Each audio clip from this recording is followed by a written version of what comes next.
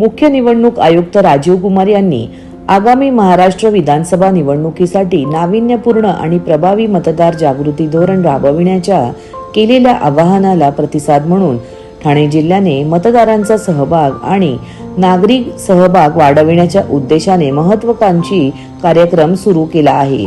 या स्वीप कार्यक्रमाअंतर्गत गुरुवारी 14 नोव्हेंबर रोजी ठाणे महापालिका मुख्यालयात मतदानाचा हक्क बजावण्याची सामूहिक शपथ घेण्यात आली। अतिरिक्त आयुक्त प्रशांत रोडे यांनी महापालिका कर्मचारी आणि उपस्थित नागरिकांना शपथ दिली। ठाण्याचे जिल्हाधिकारी तथा जिल्हा निवडणूक अधिकारी अशोक शिंगारे यांच्या नेतृत्वाखाली राबविण्यात आलेल्या या सामूहिक शपथ उपक्रमाचे ठाणे महापालिका मुख्यालयातील कैलासवासी नरेंद्र बल्लाळ सभागृहात आयोजन करण्यात आले होते। त्यात उपायुक्त समाज विकास अनघा कदम, माहिती व जनसंपर्क अधिकारी रवींद्र मांजरेकर आदी उपस्थित होते। त्याचबरोबर स्वीप कार्यक्रमाअंतर्गत मतदार जागृतीसाठी ठाणे महापालिका मुख्यालय तसेच प्रभाग समिती कार्यालय येथे मी मतदान करणार हा फलक ठेवण्यात आला आहे। त्यावर स्वाक्षरी करून नागरिकांनी मतदानाबद्दलची ग्वाही द्यावी अशी या फलकामागची संकल्पना आहे। महापालिका आयुक्त सौरभ राव यांनी या फलकावर स्वाक्षरी कैलासवासी नरेंद्र बल्लाळ सभागृह येथे केली। त्यानंतर अतिरिक्त आयुक्त प्रशांत रोडे, उपायुक्त अनघा कदम आदींनी त्यावर स्वाक्षरी केल्या। हा फलक महापालिका मुख्यालयात तळमजल्यावर दर्शनी भागात ठेवण्यात आला असून त्यावर नागरिकांनी सही करावी असे आवाहन महापालिकेने केले आहे। नागरिकांनी मोठ्या प्रमाणावर मतदान करावे। त्याचबरोबर निवडणुकीच्या कामावर तैनात असलेल्या महापालिका अधिकारी आणि कर्मचारी यांनीही पोस्टल मतदानाच्या सुविधेचा लाभ घेऊन मतदानाचे कर्तव्य पूर्ण करावे असे आवाहन महापालिका आयुक्त सौरभ राव यांनी केले आहे।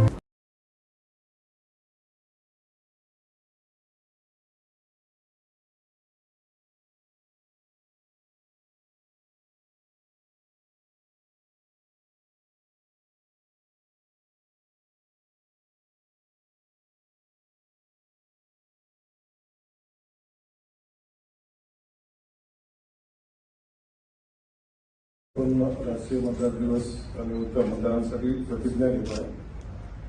आम्ही भारताचे नागरिक लोकशाहीवर निष्ठा ठेवून याद्वारे प्रतिज्ञा करतो की आपल्या देशाच्या लोकशाही परंपरांचे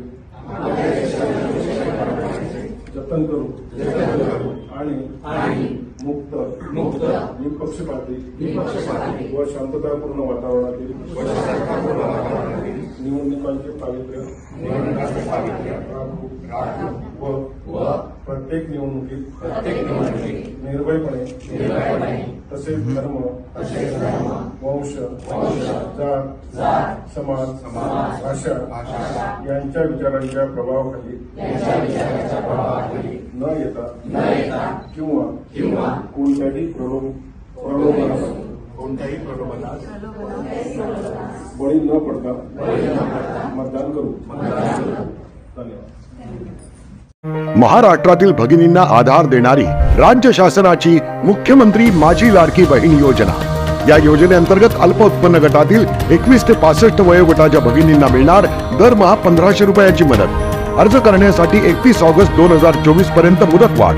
कुटुंबाचं वार्षिक उत्पन्न 2.5 लाख रुपयांपेक्षा कमी असलेल्या महिला पात्र। कुटुंबाकडे पिवळं किंवा केशरी रेशन कार्ड असल्यास उत्पन्नाचा दाखला आवश्यक नाही। पांढरं रेशन कार्ड असेल किंवा रेशन कार्ड नसेल तर कुटुंबाचं वार्षिक उत्पन्न 2.5 लाखांपेक्षा कमी असल्याचा दाखला आवश्यक। योजनेसाठीचा ऑनलाईन अर्ज नारी शक्ती दूत ऍप वरून किंवा पोर्टलवर भरता येईल। ज्या भगिनींना ऑनलाईन अर्ज भरता येत नसेल त्यांच्यासाठी अंगणवाडी, ग्रामपंचायत, वॉर्ड ऑफिस, सेतू सुविधा केंद्रामध्ये किंवा आशाताई बचत गटाच्या CRP यांची मदत उपलब्ध। आता आपल्याला अभिमानाने म्हणता येईल, सुखी आणि सुरक्षित आहे माझी लाडकी बहीण। शिवसेना उद्धव बाळासाहेब ठाकरे गट आणि महाविकास आघाडीचे ठाणे शहर विधानसभेचे उमेदवार राजन विचारे यांच्या या विजयाची प्रचार यात्रा घरोघरी पोहोचली आहे। शिवसेनेचे निष्ठावंत उमेदवार राजन विचारे यांच्या स्वागतासाठी चौकात जोरदार मोठी गर्दी पाहायला मिळाली। शिवसेना जिंदाबाद, उद्धव ठाकरे आगे बढो, कोण आला रे कोण आला, ओरिजिनल शिवसेनेचा वाघ आला ह्या जयघोषाने संपूर्ण प्रचार दणाणून गेला. तीच निष्ठा, तोच उत्साह यावेळी शिवसेना आणि महाविकास आघाडीच्या कार्यकर्त्यांमध्ये पाहायला मिळाला. बुधवारी सायंकाळी मनोरमा नगर येथून प्रचार रॅलीची सुरुवात करण्यात आली. छत्रपती शिवाजी महाराज चौक, निर्मल नगर, अशोक नगर, जुनी शाखा परिसर, दत्त मंदिर परिसर, ज्योतिबा मंदिर परिसर, गणेश मंदिर, हरिओम चाळ, तुळजाभवानी मंदिर अशा प्रकारे ही प्रचार रॅली मार्गस्थ होत रुणवल अप्रीन येथे या प्रचार रॅलीचा समारोप करण्यात आला. यावेळी मोठ्या संख्येने शिवसेना आणि महाविकास आघाडीचे पदाधिकारी, कार्यकर्ते, महिला आणि युवा सैनिक उपस्थित होते. मला वाटतं या ठाणेकरांनी माझ्यासारख्या एका सामान्य कार्यकर्त्याला गल्लीवरनं दिल्लीवरून नेऊन ठेवण्याचं काम त्या ठिकाणी केलेलं आहे. आणि गेली 35 वर्ष या ठाणे शहराची मी सेवा करतोय. विविध पदं भूषवलेली आहेत. मी नगरसेवक होतो, मी महापौर होतो, आमदार होतो, दोनदा खासदार होतो. आणि हे सर्व कोणाच्यामुळे मिळालं? या ठाणेकरांच्या मुळेच मला मिळालं असं मी समजतो. आणि मला विश्वास आहे गेली 10 वर्षामध्ये जी काही केलेली कामं आहेत या ठाणे शहराच्या विकासामध्ये जे काय योगदान दिलेलं आहे, जे ठाण्याचं नवीन रेल्वे स्टेशन ठाणे आणि मुलुंडच्या दरम्यानचं या ठिकाणी साकार होते.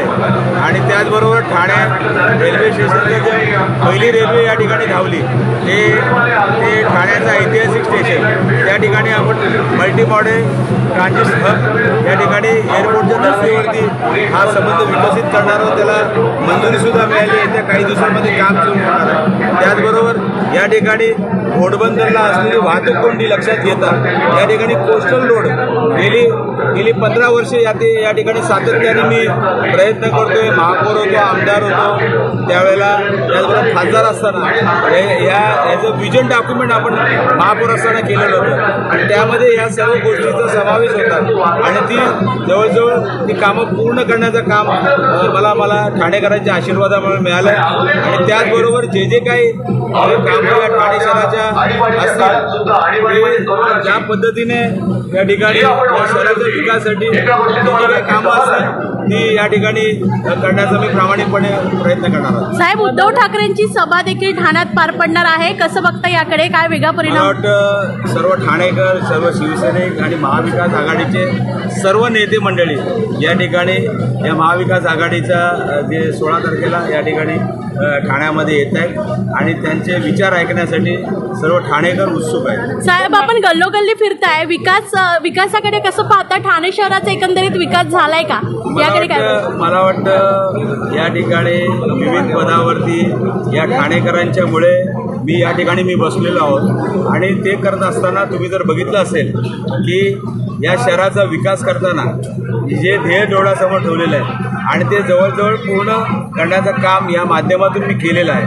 आणि मला विश्वास आहे की ठाणेकर परत एकदा मला या ठाणे शहराचा आमदार म्हणून काम करण्याची संधी त्या ठिकाणी देणार आहे. कारण ठाण्याचे जे काही ज्वलंत प्रश्न आहेत, उदाहरणार्थ या विभागाचा क्लस्टर डेव्हलपमेंटच्यासाठी इथल्या नागरिकांचा जो विरोध आहे आणि आज तुम्ही बघितलं जनतेच्या हिताकरता जनतेला जे पाहिजे आहे ते सर्व कामं या ठिकाणी झाले पाहिजेत.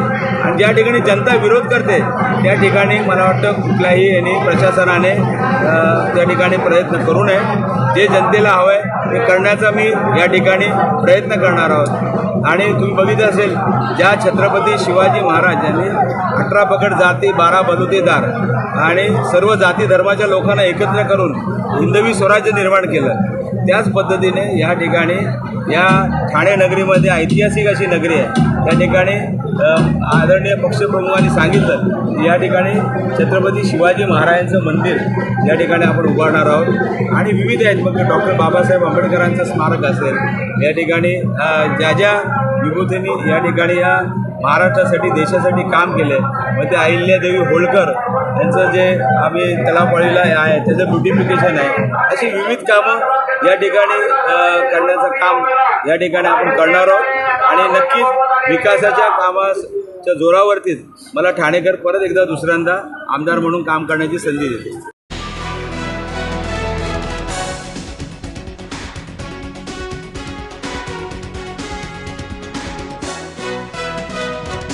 शिवसेना आणि महायुतीचे उमेदवार प्रताप सरनाईक यांनी 15 वर्षात केलेल्या विकास कामांचा वचननामा आज पत्रकार परिषदेत प्रसिद्ध केला. यावेळी 15 वर्षात केलेल्या विविध विकास कामांबाबत त्यांनी पत्रकारांशी संवाद साधला. घोडबंदरवर लोकमान्य नगरमधील पाणी टंचाई समस्या सोडवण्यासाठी मुंबई महानगरपालिकेकडे 50 MLD पाणी पुरवठा करण्याची मागणी केली होती. ही मागणी आचारसंहितेपूर्वीच मुख्यमंत्री एकनाथजी शिंदे यांच्या पुढाकाराने मान्य झाली. मुंबई महानगरपालिकेकडून 50 MLD पाणी ठाणे महानगरपालिकेला देण्याचा निर्णयास मान्यता देण्यात आली आहे. त्यापैकी 25 MLD पाणी केवळ घोडबंदर भागासाठी आरक्षित असणार आहे. मीरा भाईंदर शहराला सूर्या प्रकल्पातून 218 MLD पाणी पुरवठा करण्यात येणार आहे. मी दिलेल्या वचनांची वचनपूर्ती होते, याचे मला अत्यंत समाधान आहे, असे प्रताप सरनाईक म्हणाले. कापूरबावडी ते गायमुख 60 मीटर आणि गायमुख ते फाउंटन 30 मीटर रस्त्याचे 60 मीटरपर्यंत विस्तारीकरणास मान्यता मिळाली असून त्या कामास सुरुवात झाली आहे. यामुळे घोडबंदर रोडवरील वाहतूक कोंडीची समस्या सोडवण्यास आपल्याला यश मिळेल, असा विश्वास प्रताप सरनाईक यांनी व्यक्त केला. हाँगकाँग, मलेशिया व सिंगापूरप्रमाणे मुंबईतील राणीच्या बागेच्या धर्तीवर ठाण्यातही हावरे सिटीजवळ 120 एकर जागेवर प्राणी संग्रहालय उभारण्यात येणार आहे. पाळीव प्राण्यांसाठी अद्ययावत अंत्यविधी केंद्रे तयार करण्यात आले आहे. विहिरींचे संवर्धन, म्युझिकल फाउंटन, उपवन तलावाचे सुशोभीकरण, कॅशलेस रुग्णालय अशी असंख्य विकास कामं मुख्यमंत्री एकनाथजी शिंदे साहेबांच्या मार्गदर्शनाखाली पूर्णत्वास आली. याबद्दल मुख्यमंत्री महोदयांचे प्रताप सरनाईक यांनी आभार व्यक्त केले.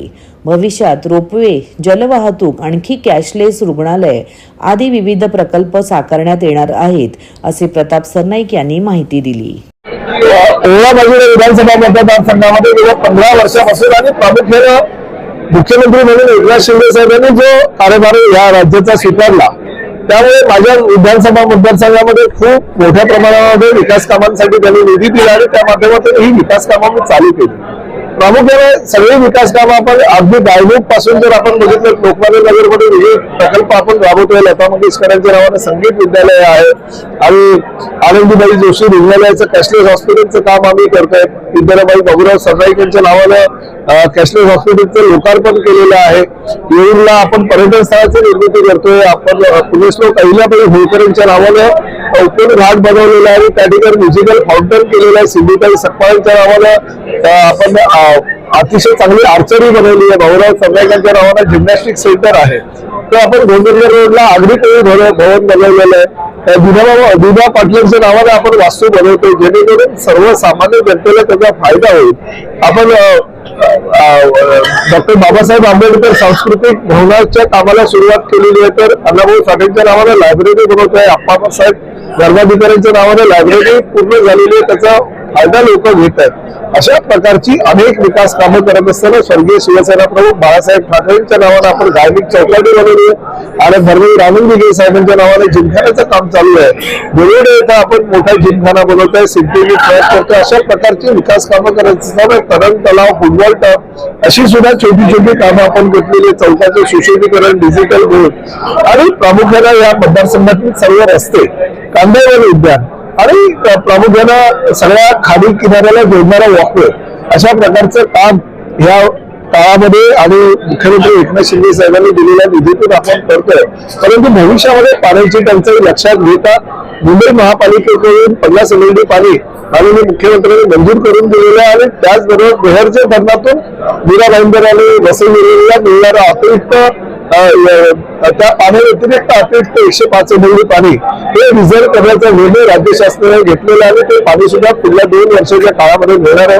त्यामुळे या सगळ्या विकास कामांसाठी मुख्यमंत्र्यांनी दिलेला निधी आणि महायुती सरकारने केलेलं सहकार्य, प्रामुख्याने देवेंद्रजी फडणवीस, अजितदादा पवारांनी आमचे राष्ट्रनेते रामदासजी आठवले यांची साथ मिळाल्यामुळे ही सगळी विकास कामं मी करू शकलो आणि माझ्या मतदारसंघाचा विकास मोठ्या प्रमाणात झाला. मोठी प्रमाणामध्ये घोडबंदर रोड आणि आसपासच्या परिसरामध्ये जी वाहतूक कोंडी आहे ती आपल्याला भविष्यामध्ये सोडवायची आहे आणि त्यासाठी 20 तारखेला जी निवडणूक आहे, महायुतीचा उमेदवार म्हणून प्रताप सरनाईकांना विजयी करा असं आवाहन आपल्या माध्यमातून मतदारांना करतो.